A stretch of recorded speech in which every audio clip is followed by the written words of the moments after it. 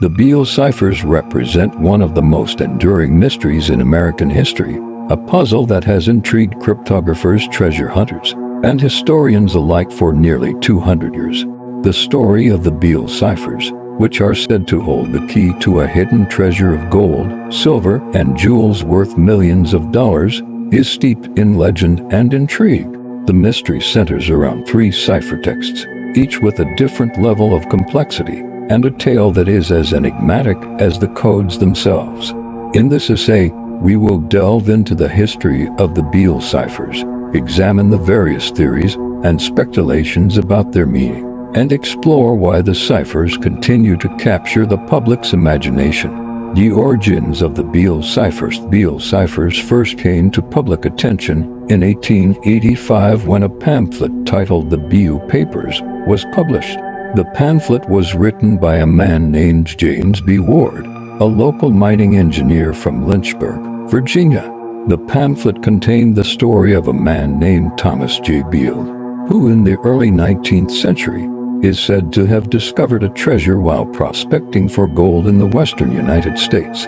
According to the pamphlet, Beale and his companions had struck it rich in the mountains of Colorado and decided to hide their treasure in a secret location to protect it from thieves. Before he departed, Beale entrusted the details of the treasure's location, the contents of the treasure, and instructions for its retrieval to a trusted friend named Robert Morris. He gave Morris 3 ciphers, each containing a separate piece of the puzzle. The first cipher was said to provide the location of the treasure, the second cipher was supposed to describe the contents of the treasure, and the third cipher was to list the names of the individuals who would be entitled to claim the treasure. However, Beale also left a troubling piece of information. The ciphers were not deciphered, and without their solution, the treasure would remain hidden. According to the pamphlet, Morris could not decipher the ciphers, and in a state of despair, placed the papers in a box and locked them away. It wasn't until Morris's death in 1863 that the box was discovered, and the ciphers were passed on to a local man named James B. Ward. Ward, upon examining the ciphers, realized that they were indeed cryptic and could potentially lead to the treasure, but he was unable to decipher them. The pamphlet, published by Ward in 1885, included both the story of Beale and the text of the 3 ciphers.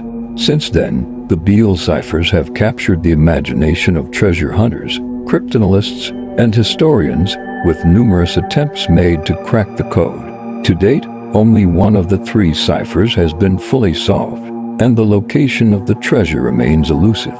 The 3 Beale ciphers consist of 3 separate ciphers, each with a different level of complexity, and each said to contain different pieces of information about the treasure. The first cipher is believed to hold the key to the location of the treasure, the second cipher is thought to describe the treasure's contents, and the third cipher is believed to provide the names of those who are entitled to claim the treasure. The first cipher, location of the treasure. The first cipher, which is the most widely studied and discussed, is composed of 242 numbers. It is said to contain the location of the treasure. According to the pamphlet, Thomas Beale provided Morris with the key to the cipher, but Morris was unable to decipher it before he died. The key to the cipher is a book cipher, which means that each number in the sequence corresponds to a word or letter in a particular book. The key to the first cipher is believed to be the Declaration of Independence, a book that was commonly available at the time. Each number in the cipher corresponds to a specific word in the Declaration of Independence, with the number indicating the word's position in the text. For example, the first number in the cipher is 115. In the Declaration of Independence, the 115th word is unanimous. The second number is 50, which corresponds to the word states in the document. If this pattern holds true for the entire cipher, it should be possible to reconstruct the message by referencing the Declaration of Independence. However, despite numerous attempts to apply this method to the cipher, no one has been able to make sense of the entire sequence of numbers. Some have suggested that the cipher may not use the Declaration of Independence at all, or that a different key is needed to crack the code. Others have speculated that the cipher may be a red herring, designed to mislead those who attempt to decipher it. The second cipher, contents of the treasure. The second cipher is composed of 296 numbers and is said to describe the contents of the treasure hidden by Beale and his companions. Like the first cipher, the second cipher is believed to be a book cipher, with the numbers corresponding to words in a text. However, the exact book used for the second cipher has never been definitively identified. Some theories suggest that it may also reference the Declaration of Independence, while others propose that it could be based on a different book, such as the Bible or a popular book of the time. The second cipher has proved to be just as elusive as the first.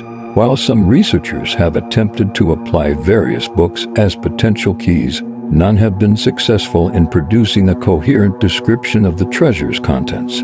The lack of a definitive key has made it difficult to determine whether the second cipher contains any real information about the treasure or whether it, too, is part of the puzzle's elaborate design. The third cipher, the names of the treasure's beneficiaries. Third cipher is the shortest of the three, consisting of 44 numbers. It is said to provide the names of the individuals who are entitled to claim the treasure. While this cipher is often considered the least important in terms of the treasure's discovery, it is still an integral part of the mystery.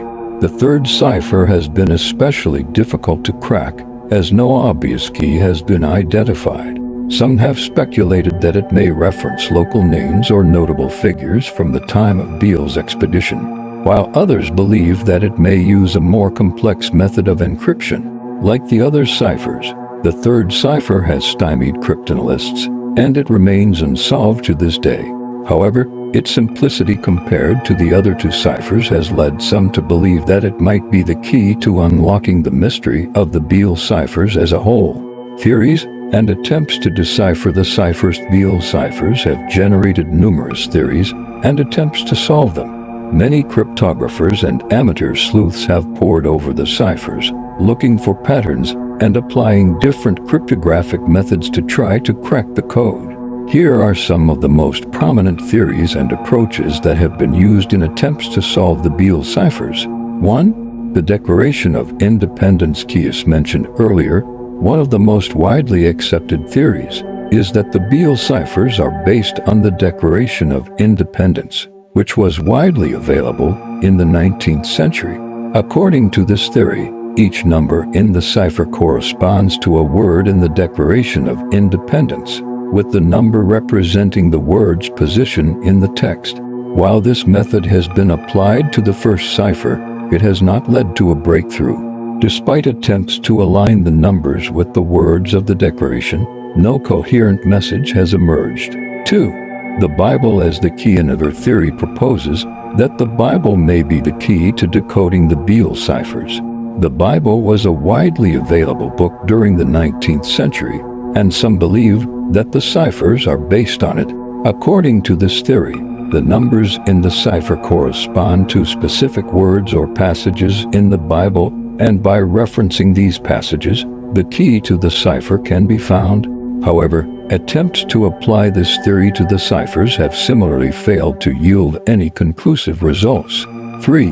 The use of a substitution cipher. Some researchers have suggested that the Beale ciphers may not be book ciphers at all, but instead may be based on a more straightforward substitution cipher. In a substitution cipher, each number corresponds to a specific letter or symbol.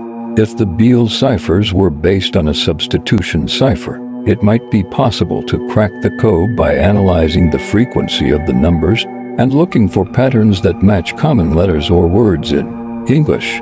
However, despite decades of analysis, no such patterns have been found in the Beale ciphers, leading many to believe that the ciphers may be more complex than a simple substitution. 4. A hoax. Some skeptics believe that the Beale ciphers and the treasure they allegedly point to are nothing more than an elaborate hoax.